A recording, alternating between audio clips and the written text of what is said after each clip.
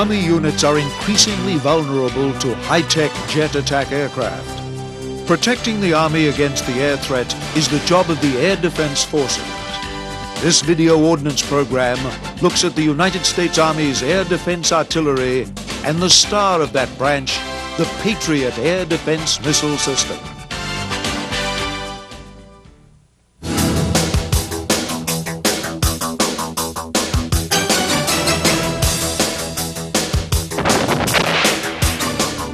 As ground attack aircraft have grown more sophisticated, they have posed a greater and greater threat to Army units. Precision-guided munitions give aircraft the ability to destroy even the toughest targets, such as tanks.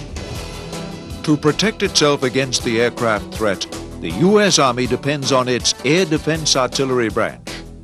Air defense used to be primarily guns, but since the late 1940s, missiles have become the dominant anti-aircraft weapon. The Nike Ajax was the Army's first anti-aircraft missile. It was designed to defend cities against high-flying bombers.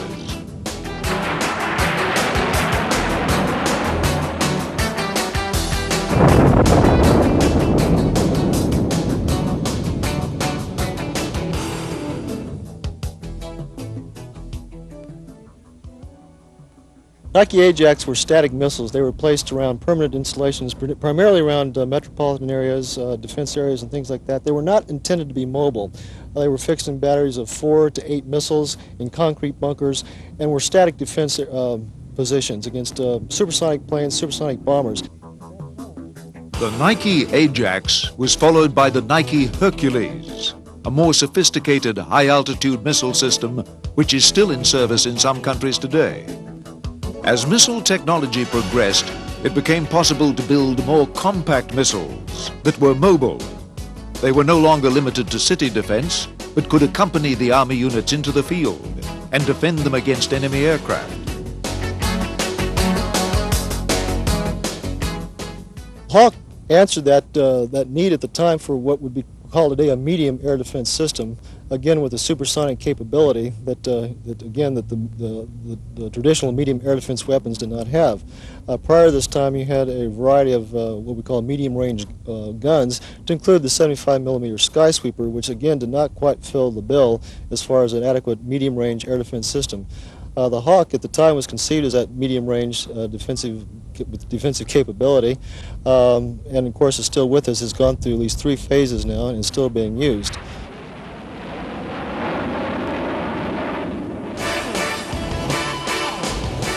New guidance technology permitted smaller and smaller missiles, better suited to accompanying Army units right up to the battle zone.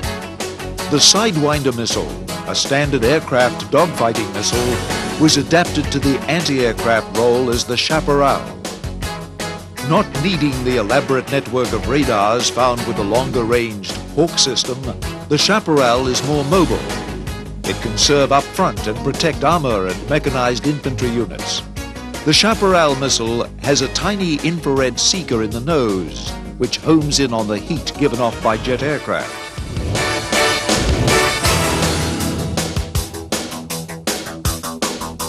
One of the most remarkable developments in air defense missiles was the man-portable missile. The first of these was Red Eye, followed in the 1980s by the more advanced Stinger. Stinger employs a very sensitive heat-seeking guidance system which enables it to home in on attacking aircraft and helicopters.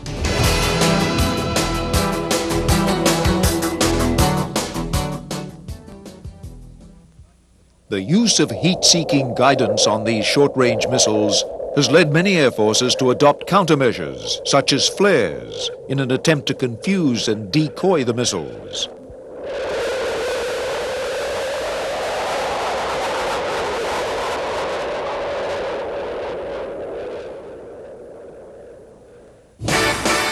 In turn, to counteract such tactics, the new ADATS missile uses laser guidance, which cannot be bluffed by flares.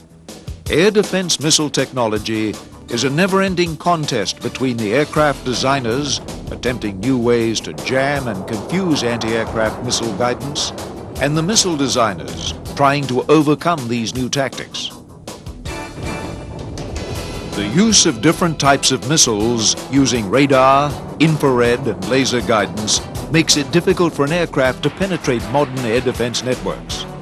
The U.S. Army uses a layered air defense from the Stinger to the new Patriot missile. Well, the U.S. Army, like most military forces, fields a complementary mix of air defense systems designed to counter different threats. At the low end of the spectrum, we start with the short-range air defense systems, primarily the Stinger, a man-portable weapon, which is very short-range and is a heat-seeking missile. And then we go up to the Vulcan cannon and the Chaparral missile system, which are again short-range components. We are bringing on a new system called the Avenger, which takes the Stinger missile and puts it in a mobile vehicle with a soldier-operated turret. And then beyond the short-range air defense systems, we have two primary, what we call HIMAD, or high to medium altitude systems. The first is the Hawk system, which is a radar-directed system, and we get into a range there of about 40 kilometers.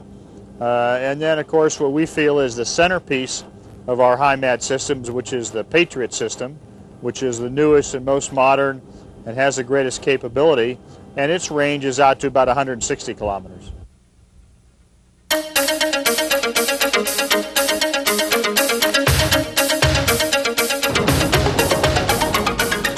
In the 1960s, the U.S. Army began to develop a new missile system which could fulfill the roles of both the high-altitude Nike Hercules and the medium-altitude Hawk missiles. This new air defense system emerged in the 1980s as the Patriot.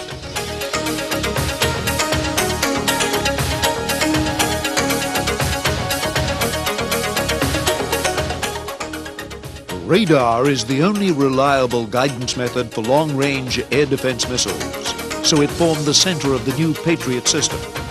An advanced phased array radar was selected for the Patriot, the first such use with a mobile land-based missile system.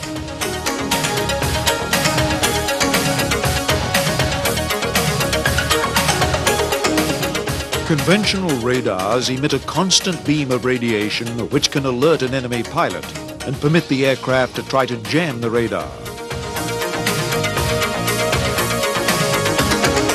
The Patriot's phased array radar uses rapid beams that search the sky so quickly that an enemy aircraft doesn't even know it's being tracked. Thousands of times a second, the radar's computer triggers these beams in different directions, memorizing where each aircraft was last spotted. In older systems like the Hawk or Nike Hercules, several radars were needed to search for the aircraft, to track it, and finally to guide the missile against it. On the Patriot, all these functions are performed by the single phased array radar. In spite of its sophistication, computer-controlled operations make the Patriot easier to operate than older systems, and it needs a smaller crew.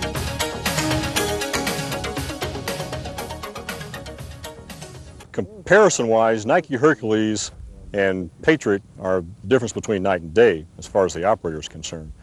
With the Patriot system, we're using the computers on board the system to take control of the mundane tasks that had to be performed manually in the Nike Hercules system.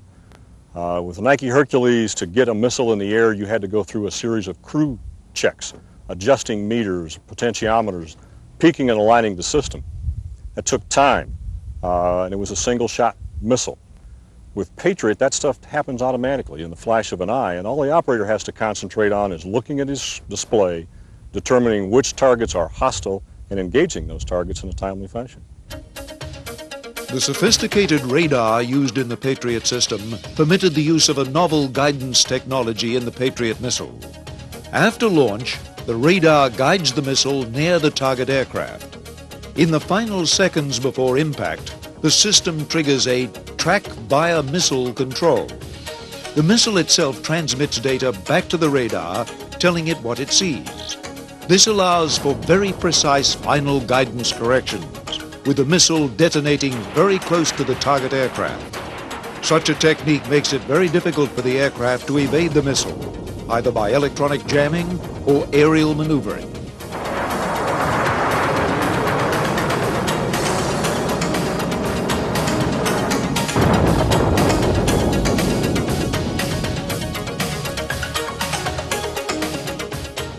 The basic combat formation of the Patriot is the battery. A battery contains all of the essential equipment for a Patriot missile to operate in the field. There are 5 essential types of equipment in each battery. We've got the phased array radar, which is the eyes of the Patriot system, the engagement control station, which is the computer system housed inside a van where the officer and the non-commissioned officer are inside that actually do the engaging of the hostile aircraft or missiles. We have the electronic power plant, which provides the electrical generated power for those 2 pieces of equipment. An antenna mast group, which is used to provide tactical as well as voice data to not only our sister batteries but also our higher headquarters. We have the launcher station, downrange, which is the muscle behind the Patriot missile, obviously one of the most photographed pieces of equipment in the Patriot battery. And those are the big 5.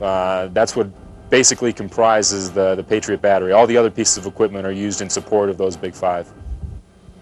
The launcher unit has 4 missiles, each in its own sealed container. Each battery can have several of these mobile launchers.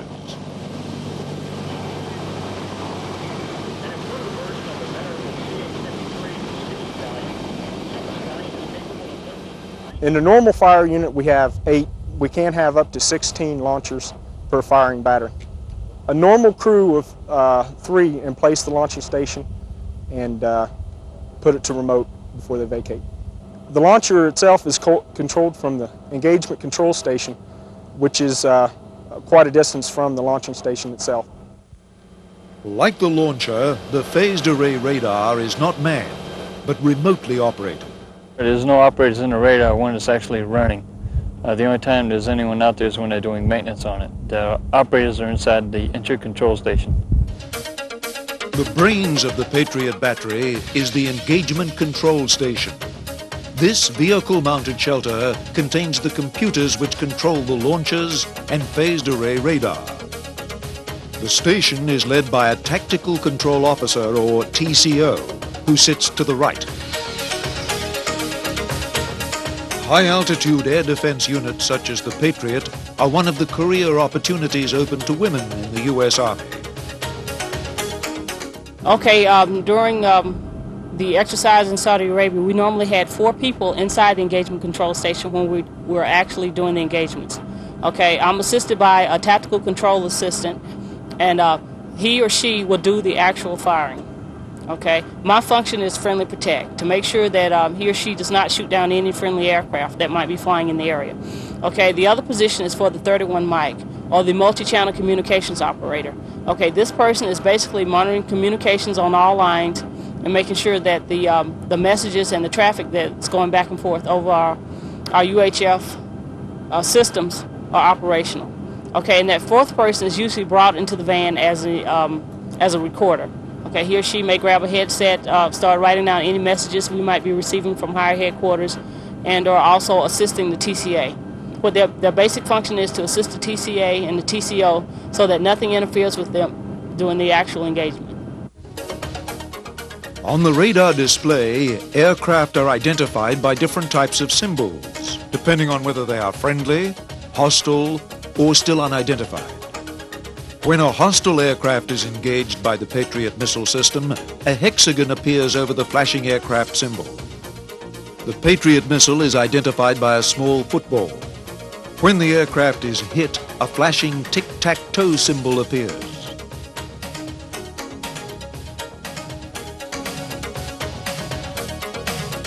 The nice thing the Patriot offers us is it's not only a very powerful weapon system, but we can train anytime we want because it is a computer. The basic gist of Patriot is a computer system, and just like you go to the arcade to play video games, this system is capable of doing the same thing. So I don't have to have hundreds of aircraft in the sky to train my soldiers. I can actually create video games that simulate an actual combat condition, put it into the computer, and have my soldiers train on that video game itself.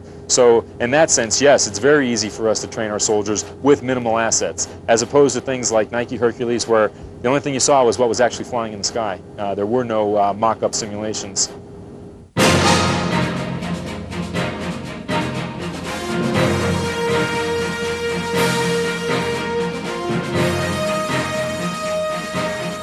Defense against airplanes is not the only mission of air defense. Starting in World War II, missiles started to become a problem as well.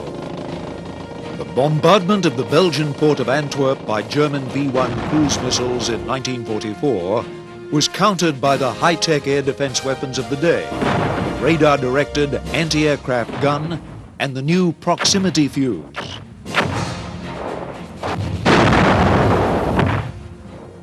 During World War II, specifically October 1944 up until March 1945, the Germans launched a V-1 offensive against the port of Antwerp, Belgium, in an attempt to knock out the port as a logistics base for the armies in Europe.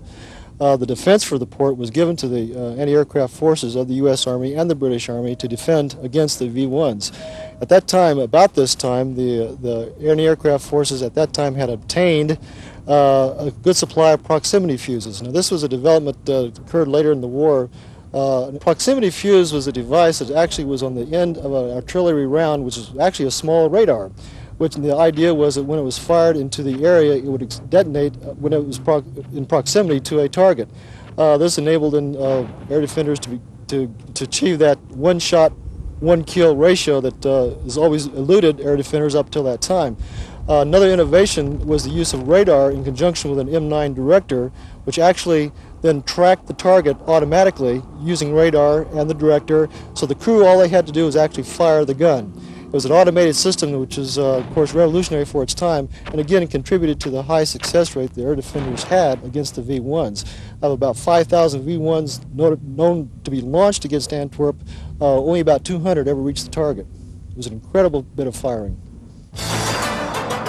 Although Army anti-aircraft guns were successful against winged cruise missiles, they could not shoot down the much faster ballistic missiles of the day. It wasn't until the 1960s that the first successful tests to shoot down tactical ballistic missiles were conducted by the U.S. Army.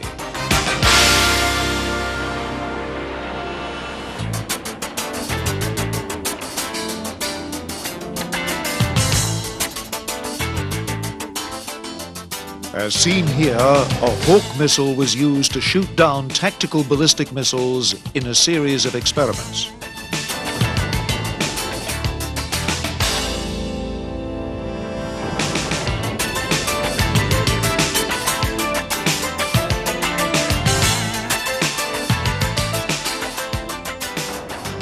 Serious attention to the tactical ballistic missile threat did not begin until the early 1980s. The Warsaw Pact felt that the Patriot was so lethal that its air force would face a nearly impossible hurdle when operating over NATO territory in the event of war. The Warsaw Pact would need to eliminate the Patriot air defense barrier first by means of ballistic missile attack. To cope with such missiles, the U.S. Army began a program to permit the Patriot to defend itself against such tactics. Well, when the Patriot system was fielded at first in Europe in the mid-1980s, it had only a capability of defending against aircraft. The Army realized the importance that tactical ballistic missiles would play and began to develop a capability to counter that threat. And a couple years after the initial fielding, we developed a self-defense protection capability for Patriot, which we called the PAC-1 capability. However, that certainly wasn't a potent enough capability to defend against all types of tactical ballistic missiles, and didn't allow us a capability of protecting anything outside the actual perimeter of the battery itself. So the Army went ahead and developed what they called the PAC-2 capability, and that capability really gave us a change in the missile, which changed the fuse, so we had a faster acting warhead. It changed the spray pattern of the warhead, and it also changed the software in the system. And one of the things that allows the Patriot system to be adaptable so quickly to changing threat situations is the fact that it is a software-based system. Much as the user would upgrade a computer at home by buying a new disk or tape for software, we can actually change the operating parameters of the Patriot system by doing the same thing. Tactical ballistic missiles, called TBMs, are more difficult to shoot down than aircraft. Their flight paths are very different from those of aircraft. So the computers in the Patriot control stations needed new software to change the way they scanned the sky for targets. It's an entirely different target set you're looking at. First of all, even today's modern fighter aircraft are fairly big, with a wide wingspan which gives you a relatively large radar cross-section. The missiles, of course, are much smaller. They're harder to find in the sky and harder to track once you do find them. But the biggest thing is that it gives us difficulty because of the speed of the target. Instead of dealing with an aircraft that we can see at long range and have several minutes to decide if it's a friendly aircraft or a hostile aircraft, to warn other people in the area, and to take all the type of tactical action we do against an aircraft threat, we're faced with very short reaction time against a small target traveling exceedingly fast. And when we deal with the Patriot system, when we fire the Patriot system at an incoming tactical ballistic missile, it's really like a bullet looking for a bullet.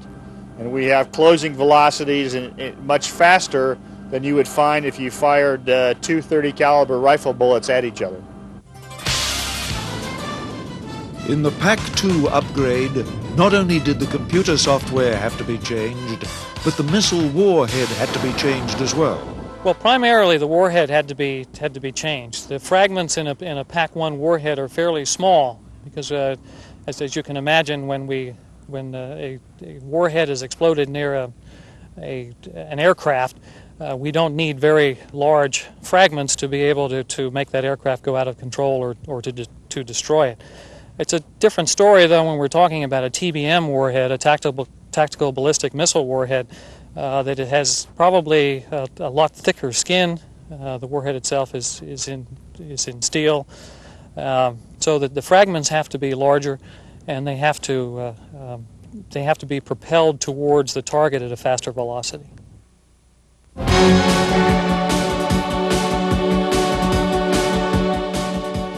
In the late summer of 1990, the U.S. Army's Air Defense Center at Fort Bliss began deploying Patriot batteries of the 11th Air Defense Brigade to Saudi Arabia as part of Desert Shield. An Iraqi air attack into Saudi Arabia would have been nearly suicidal with the Patriots present. So Saddam Hussein was more likely to use his modified Scud missiles instead. The PAC-2 upgrade was not even completed when the Patriots arrived in Saudi Arabia. The system had not had that capability for very long. When we deployed from Fort Bliss in August, we took the Army's entire inventory of PAC-2 missiles with us, and that was a total of 3. We had soldiers with their hands on new software that we had not had a chance to train on before. In fact, the Army was scheduled to do a user test of the PAC-2 software here at Fort Bliss that very summer. We ended up doing that test in Saudi Arabia. None of my officers, none of my non-commissioned officers, and none of the soldiers in the brigade had ever fired a missile against a tactical ballistic missile before. So we were very proud of the training program that we were able to put together and the results of that program as Desert Storm evolved. On the night of the 18th of January 1991, the Patriot system was put to the test. On the screens in the engagement stations appeared the new symbol, the inverted triangle, meaning an enemy missile was inbound to targets in Israel and Saudi Arabia. To the amazement of many, the incoming Scud missiles were intercepted, the first time that ballistic missiles had been shot down in combat. Lieutenant Jeters was the first woman to command a Patriot battery to shoot down a Scud. So on this particular night, the Scud was in fact coming to Riyadh, the area that we were located in. Okay, so I'm like, okay, folks, this is the real thing. So, you know, slightly different. I had been in the van before when we had got Scud launches or Scud alerts, as they were called, and this particular night it was coming toward us. So of course, you know, everyone inside the van were tense, and you know, the adrenaline was pumping. So you know, we just sat there and waited. Once the system was configured, we sat down and we just waited for the first TBM to show up. Being inside is rather frightening because you have no view of outside, what's going on outside of you, except for the screen, which is radar showing you what's out in front of you. So, you know, we heard Patriots going off, and you could hear the whooshing sound, you know, the Patriots leaving the launchers, but we really had, you know, no idea what was going on around us, you know, within our area. So when I looked on the screen and I saw Patriot going up, I told Lieutenant Jeter, I said, it's one away, and we watched it go up, and we got to confirmed kill on it. And while it crossed my mind to, you know, celebrate, we got it, suddenly there was another one on the screen, and we engaged the second one. It got pretty hectic in the van. We were checking commo and talking with the higher headquarters, trying to get messages down. Once we started the engagement, I was basically monitoring the party line and notifying my communication site what was going on. It was scary. I'd never been in a Patriot unit when they had fired, and we fired multiple launches, and the van rocked. It was a weird feeling to know it was real and what was really going on. The battle against the Scuds was complicated by unexpected developments. The Iraqis had modified their Scuds to extend their range, but this made them unstable. As they were re-entering the atmosphere, the modified Scuds were breaking up into 3 or 4 pieces. A breakup occurred, first of all, as it came back in.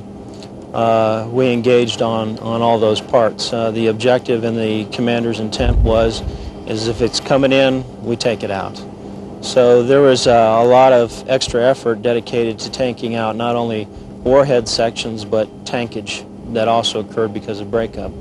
Okay, this is a skin section from the Scud. You can see at this point here is where the Patriot pellet penetrated the surface itself, and here's one of the pellet sizes that does all the damage. On occasion, the debris from these disintegrations fell to earth at high speed, causing damage in Saudi Arabia and Israel. But what was remarkable was the very high percentage of hits scored by the Patriot, and the surprisingly few casualties caused by the Scuds. We talk a lot about the outstanding capabilities of the Patriot system, and it's a great system. We got super support out of Raytheon Corporation, and we were very pleased with the overall results. But it wasn't just the system, it was the soldiers. The soldiers are what made it work.